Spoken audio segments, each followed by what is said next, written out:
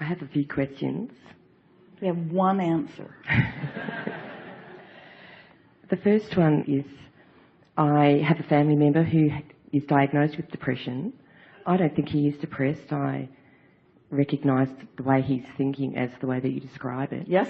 He goes on the computer a lot to distract himself so that he's not thinking. Is that a good thing, or will he work himself out of that? Well, usually the way you feel is what you're attracted to. And the internet and the information that comes to you as you do different searches and things is a really good representation of law of attraction. So you really get a lot of what you're feeling coming back to you. And so if you're not feeling good, then no, it's not a good thing. If you are feeling good, then it is a good thing. So the action in of itself is neither good or bad for you. It's that whatever is coming back to you reflects how you're feeling. And so why is your attention upon this family member? He's my son. He's extraordinary, he's creative, and he was very happy until he hit about 12 or something like that. I think he's lost confidence, and I would just like to know. But the thing is, you see, you're letting the way he feels about himself and then the way he behaves, you're letting that control how you feel about him. So you've got a very conditional relationship with him, because as he displays how he feels and you observe it, now you're having a feeling response to that. And we know it isn't easy to feel the way you want to feel rather than the way someone is presenting themselves to you. But that really is the work of upliftment.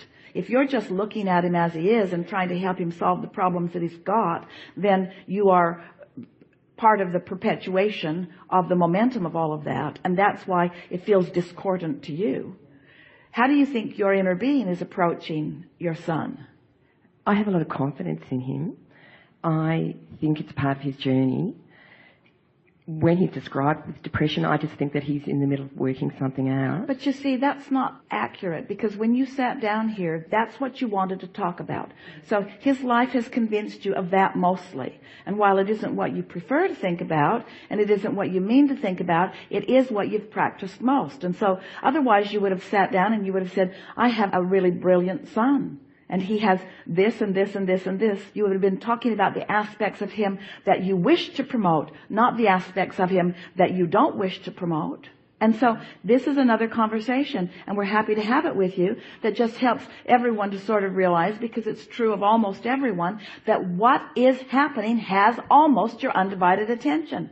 That most people offer their vibration in response to what they are observing. And that's why you're not masters of what you are offering vibrationally. Because the see it, hear it, smell it, taste it, touch it has your attention. And that's what we've been trying to talk you out of in all the hours that we've been together. We want you to find the essence of him, not the current reality of him. We want you to find the soul of him, not the physical human expression of him. We want you to find the positive aspects of him, not the depressed aspects of him. You see? But that takes practice, and you got to do it when it's easiest. So when do you think is the easiest time for you to feel good about your son? When I'm talking to him, when he's... No, when you're talking about something else. Oh. That was a trick question. When do you think is the best time for you to align with your source around the subject of your son? For right now, it's when you're not talking about him. Because when you do talk about him, even though you mean to talk about this end of the stick, you're almost always vibrating on the other end of the stick. So there are some subjects that while you are in the process of becoming a master of alignment, that you kind of want to stay off of. Does that feel unkind? Son, I love you so much, but I can't think about you right now because I'm trying to accomplish mastery of alignment. And when I look at you, I just can't do it. Not because you're doing something wrong, but because I've practiced worrying about you for so long that every time I hold you as my object of attention, I don't master alignment. So I don't think about where you're becoming or who you really are. I think about where you are and how you're feeling right now, because I've been looking at you and watching you whimper and looking at you and wanting to uplift you and looking at you and trying to fix what is broken and looking at you and trying to help and trying to help and trying to help and trying to help and trying to help and trying to help, trying to help what's broken, trying to help what's broken, trying to help what's broken, trying to help what's broken, until finally I realize I'm of no help whatsoever to you, because I've been trying so hard to help you They're like, now cannot help you. So for just a little while, if you don't mind, you're going to mind, but for just a little while, I'm going to ignore you. I'm going to accomplish mastery of alignment. And then my inner being and I are going to shine our undivided attention upon you. We appreciate that because you all understand the wisdom of it. But could you do it? That's the thing. Could you do it? Or would it be easier for you to just stay off the subject for a little while? Do you know what alignment feels like? So you find yourself accomplishing this mastery of alignment on subjects that don't matter. You come on a cruise like this and you find so many reasons to feel good, so many reasons to feel good. We talk on and on and on and on and on and on and on, and you find yourself feeling better and feeling better and feeling better and feeling better and feeling better. And then after you are steady in your feeling better, then you could turn your attention to someone as your inner being turns attention, or as his inner being turns attention. You can master alignment and then turn your attention to someone and feel really good while you do it. But the words that come out of you are different then. You talk to him about his sensitivity, not about his depression. You say things like, you've got a really significant guidance system. I can feel it's working really well for you. You really know when you are in sync with what you want and when you're in sync with what you don't want. You have powerful desire. I know that because I know that the power of your desire is represented by the way you feel, and you have powerful emotions. This is a good thing, son. This is a really good thing, and I know that. I feel optimistic about how things are unfolding for you because I can see the power of your desire.